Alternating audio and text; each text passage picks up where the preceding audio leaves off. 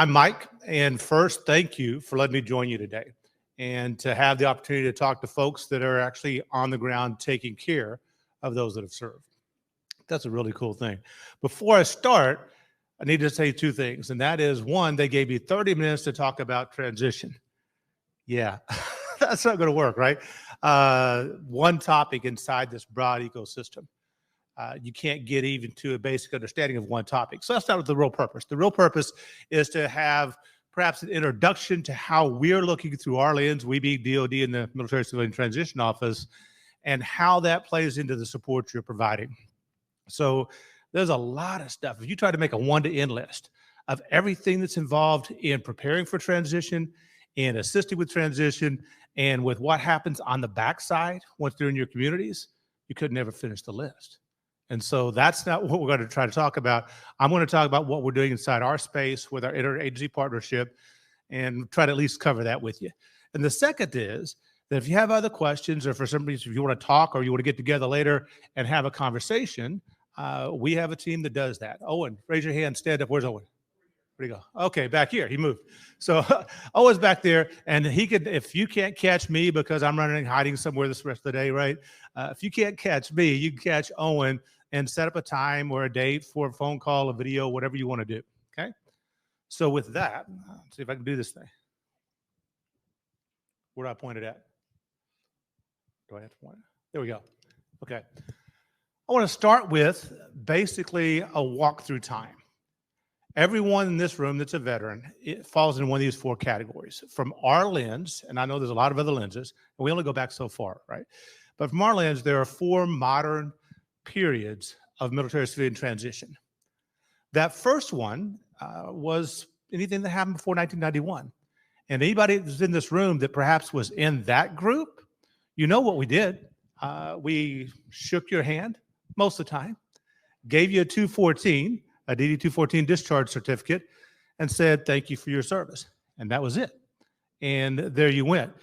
Then after we went into Desert Storm, we had this massive buildup for Desert Storm. And then we had a thing, y'all may remember, stop loss and all that, and the numbers got really large. We had to draw down very quickly between the department, the interagencies, Congress.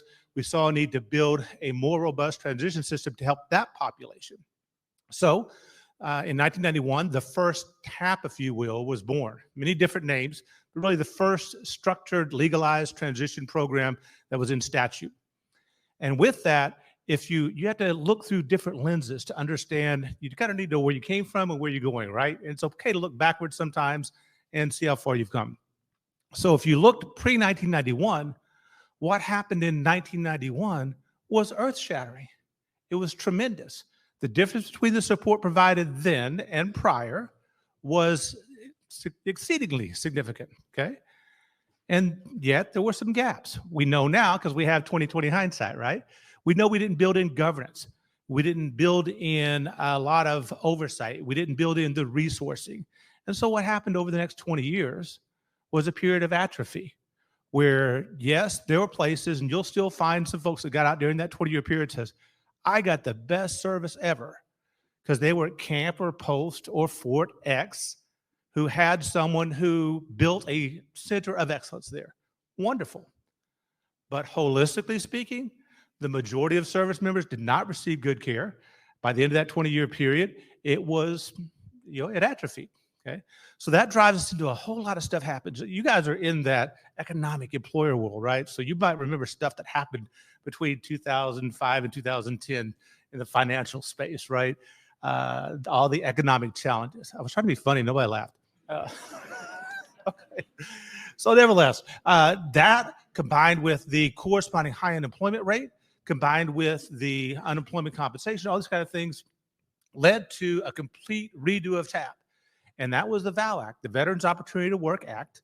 And what that created for all of us was a formalized statutory process that said you will do all of these different functions, okay?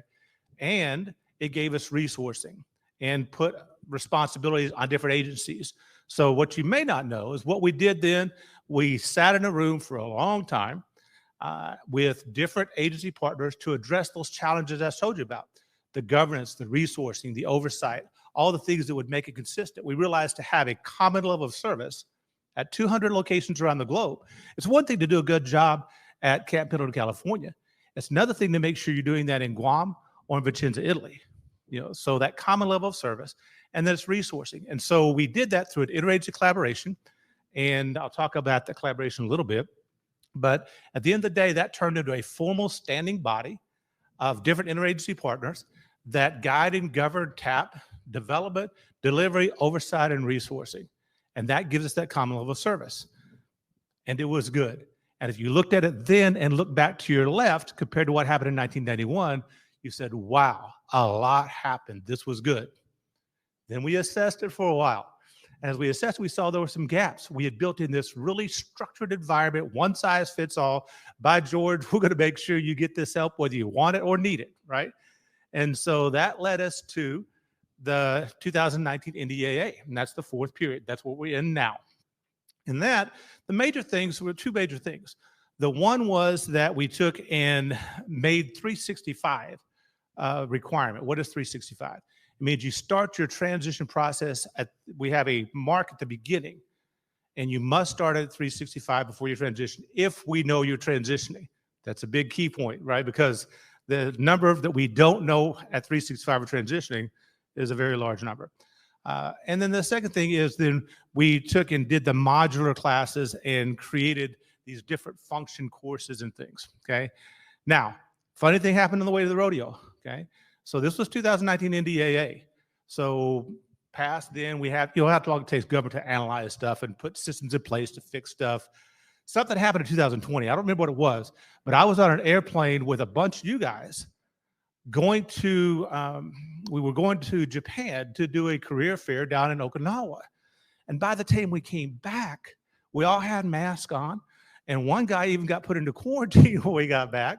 And then we came back and they wouldn't let us go back to work. And everybody was working from home. And what that means in terms of our systems is we were all designed around brick and mortar. So the vast majority, if not all of our energies for the next 2 years were on that heavy shift that you did too, especially those of you that are SkillBridge partners. You had to shift to that virtual capabilities. You had to build it. We had to write new contracts. You're talking about us and VA and labor and SBA all having to figure that out at the speed of government, right? So that was a challenge. And after about 2 years, we had fixed all of that. And so for that 2 years, that 365 wasn't really a focus for us. In 2022 in the summer, we formalized that refocus. We built in systems. We built in new tracking mechanisms. Each of the services gives us a corrective action plan to improve the 365 compliance. And we're on an upward trajectory to get where Congress wants us to be. More importantly, to get our service members into TAP at 365, okay? But that's the rest of the story behind 2019. And that's why I said it's forward the period we're still in today, because we're still fixing it. We're still building. Matter of fact, I've got 2 IT systems that will come online this fall that are really to address this that we couldn't fund before because all of our money was going to the other virtual development. And I mean, limited resources, right? You can do anything you want, but you can't do everything. So that's the path that we were on and where we walked. So with that, I mentioned 200 locations around the globe. This is just a pictorial of the 200 transition locations around the globe. This is where people go through TAP, and they're not all on there because it got crowded, but you can see a large majority of them. And you can see by size the different color codes of what's happening at Pendleton with over 7,000, what's happening at Dover with about 500 a year. So that's what it's telling you there. And I only put one map up there because then the next map would be telling you where all the SkillBridge locations are. And now it's just over, it's not a map anymore, right? It's just a Jason Pollock painting, right? And then you add on to that all the places where there's a yellow ribbon reintegration program going on. And you really just now have a colored piece of paper. So this map just represents all those other things, but it tells you something important. Oh, I left out. If I then showed you where all the institutions of higher learning are that have veterans in there that are going to step back into the pipeline, because from our perspective, going to college, which 25% of our people do, so that's about 50,000 a year go straight into college. That's just a continuation of the transition. And the people that are getting out now that you're hiring, that's the same group that just comes out 4 years later with an additional set of skills, but they didn't lose their military skills. So if you templated and layered those all on top of it, it wouldn't be a map anymore. So I left it alone. So that leads me to, you know what?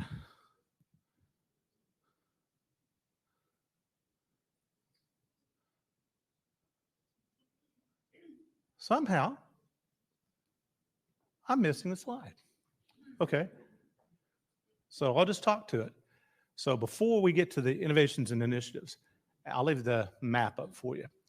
So if we get to that, this, I'm sure it's me, but the next slide simply is a pictorial that talks about the 3 programs that are inside my shop, right?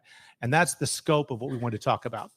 Those 3 programs, what we're talking about is the Transition Assistance Program. That is the center starting point statutorily where we teach people how to fish, how to understand the environment, how to navigate the environment, and provide the resources to do so. We don't give them jobs, you do that. We don't give them health care, somebody else does. We don't give them housing, somebody else does in the community. Everything that gets done is done in the community by people like you. But we teach them how to navigate that community. And so what the pictorial would have showed you is TAP in the middle, but outside of it is all of you, entrepreneurs, employers, higher education, nonprofits, all the people that actually do those things is why TAP works. Okay, and then a litany of other things I couldn't even list. But that's where TAP is, and we've got some innovations I'll talk in a bit. The second piece is SkillBridge, and SkillBridge today has 4,000 employers that are signed up for SkillBridge. That's good news. It's also challenging to manage and challenging to understand and challenging to vet. And so we are looking at the future at SkillBridge 2.0 at how to build better data collection, data reporting capabilities to know that it works, right?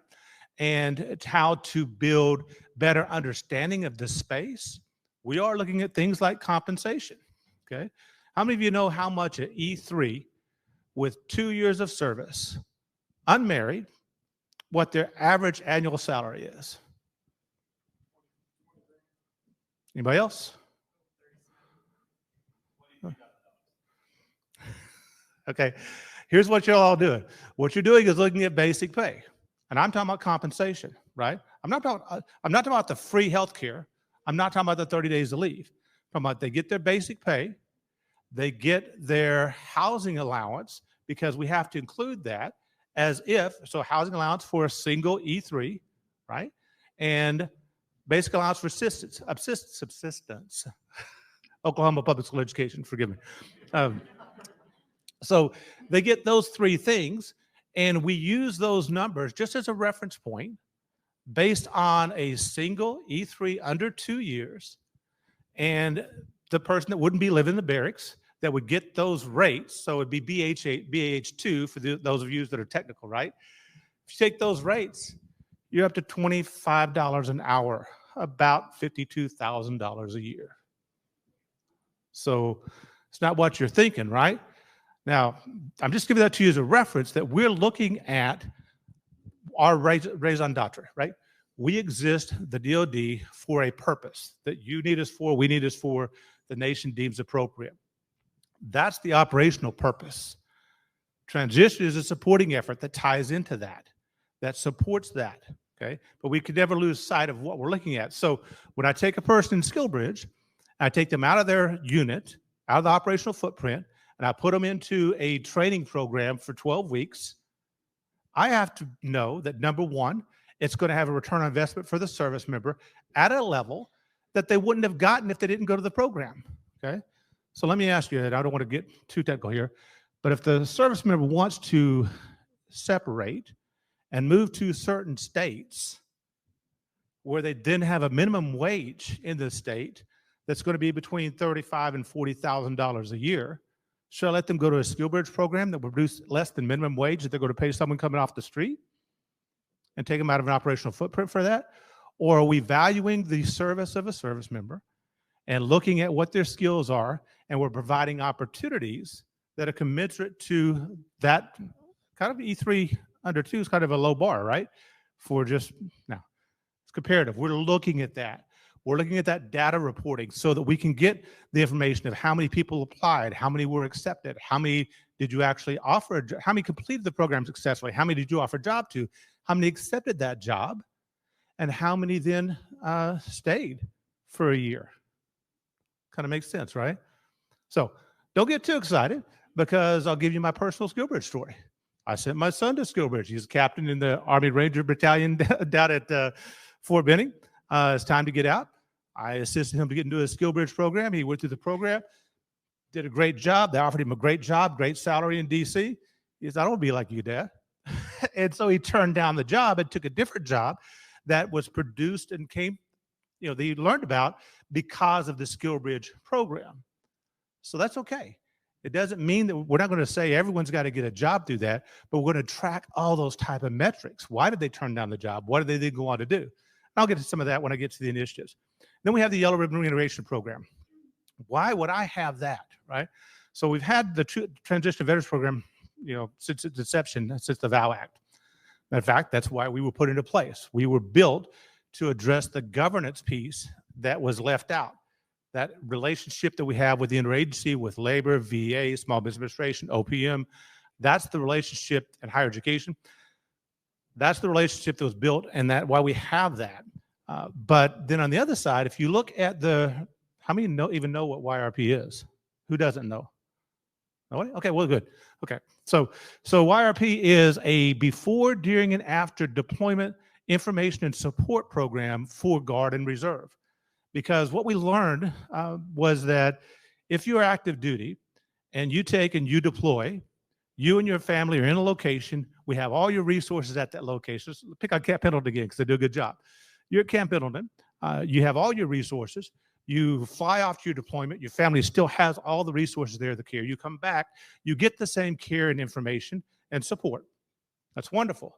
If you're a National Guard or Reserve unit that's mobilized, you come from all parts of your state or region, you join together, you leave, your family stays in those parts of the state and region that don't have military support, that don't have the counseling, the information, anything that you could imagine, the ability to go down and talk to a pay officer. Doesn't exist, right? So we built Yellow Ribbon Reintegration Program to provide that type of information support before, during, and after a mobilization or deployment or activation. So that program, when we started looking at that, we said, I know we call that reintegration, but that looks a whole lot like the stuff we're doing in the transition program. Are there synergies? Are there commonalities? Can we do something with that? So we did. We pulled them into our office. In 2021, we fully integrated those two programs together on paper. By 2022, we had shifted all the curriculum development to a single curriculum team to ensure that we were identifying synergies and things like that.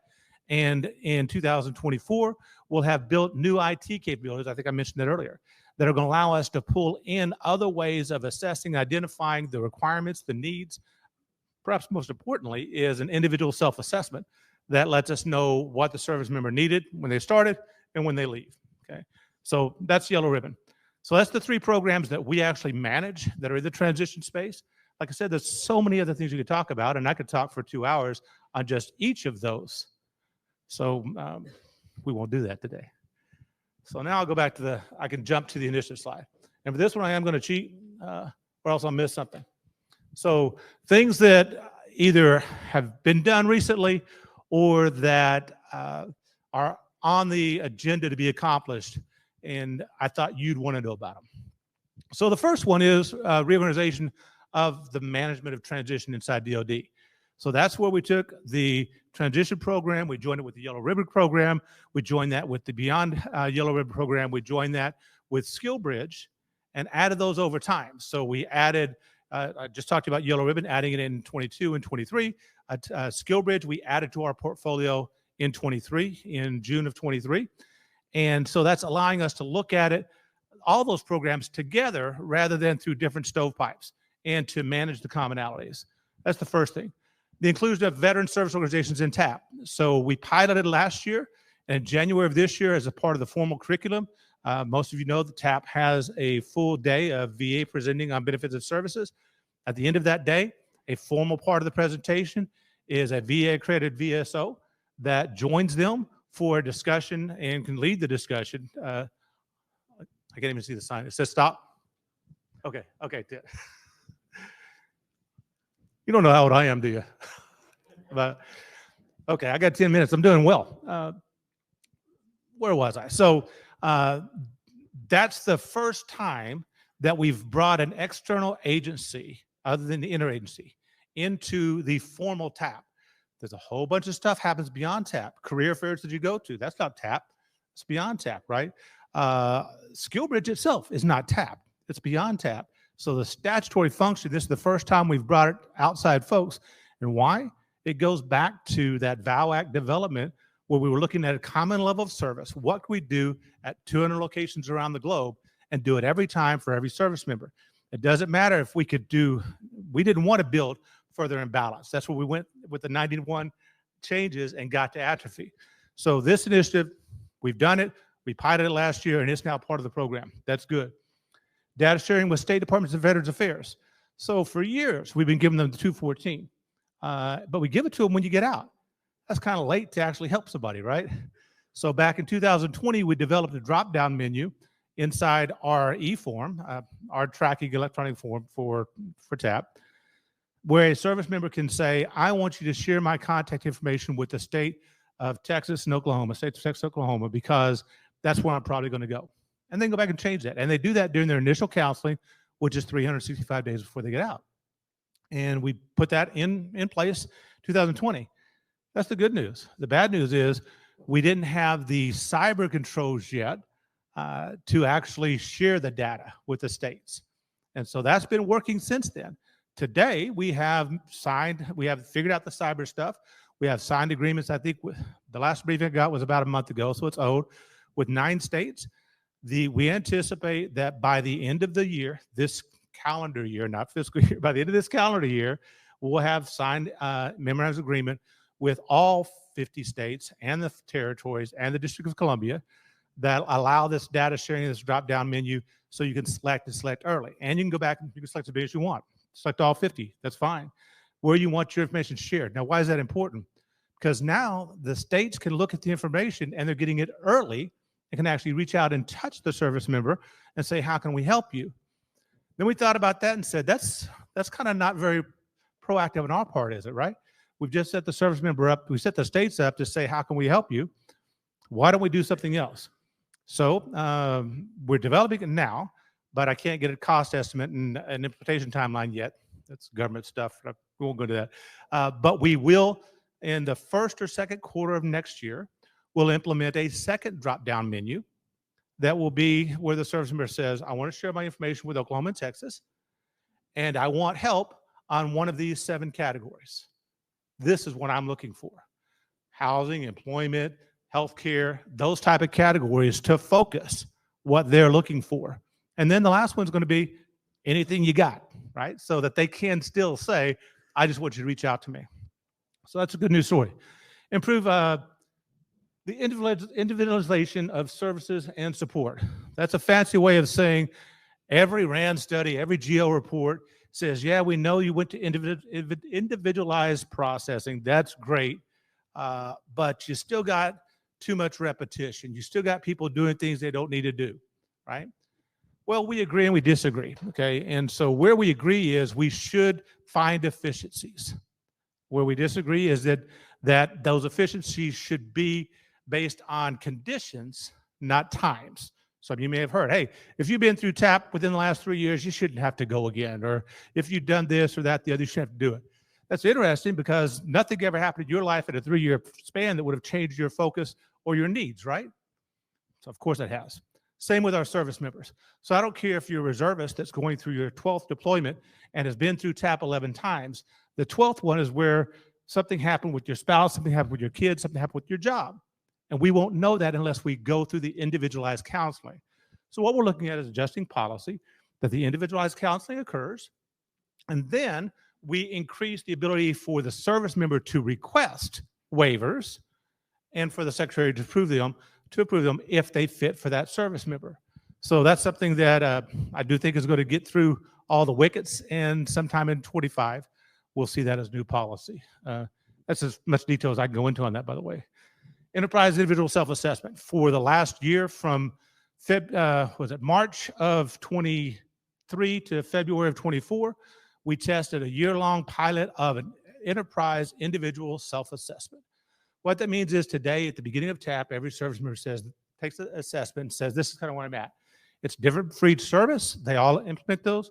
We designed one that's enterprise-wide, and we designed it so that it does that at the beginning of TAP and again at the end of TAP. So we can see if those conditions still exist, if they change, how TAP has morphed them, if something new has come into the picture. And that helps us with those warm handovers you might have heard about that happen at the end of TAP. And we expect that will be in place early 25. If not, we'll implement it department-wide.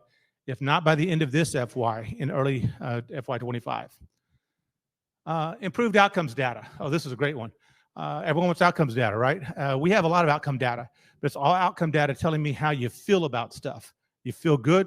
90% of service members take a participant assessment. Well, of the ones that take our participant assessment, it's voluntary, but we get a much higher rate than any other voluntary survey. At the end of each course or module, they take an assessment.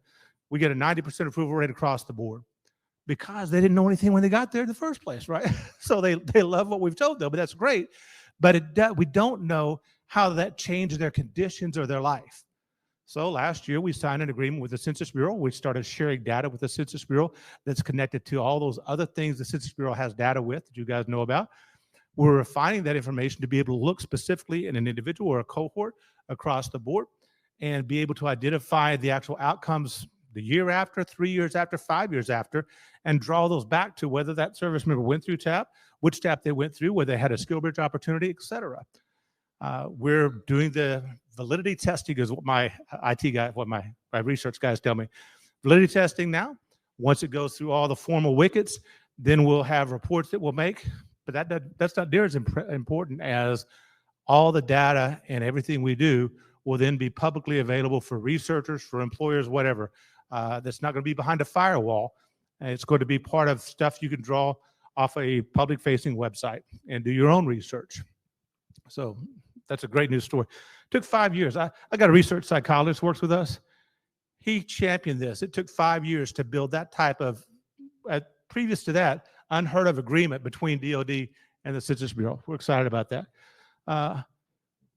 Okono's Career Summits. Before pandemic, I think I told you, I was over in Japan with some of you guys. And then that happened. We stopped the overseas summits. Those are things that we work and help with, but that's because you do it.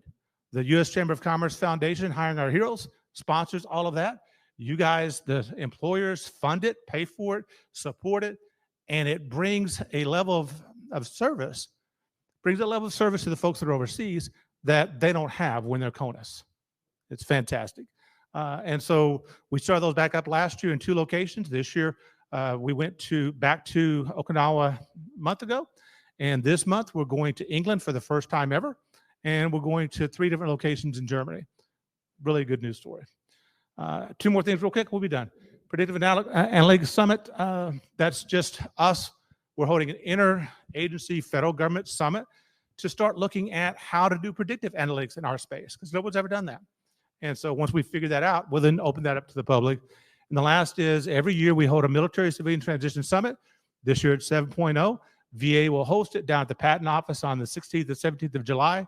They're the lead for invitations and for people joining that, but I'd be remiss if I didn't mention that. I said that was done, but real quickly.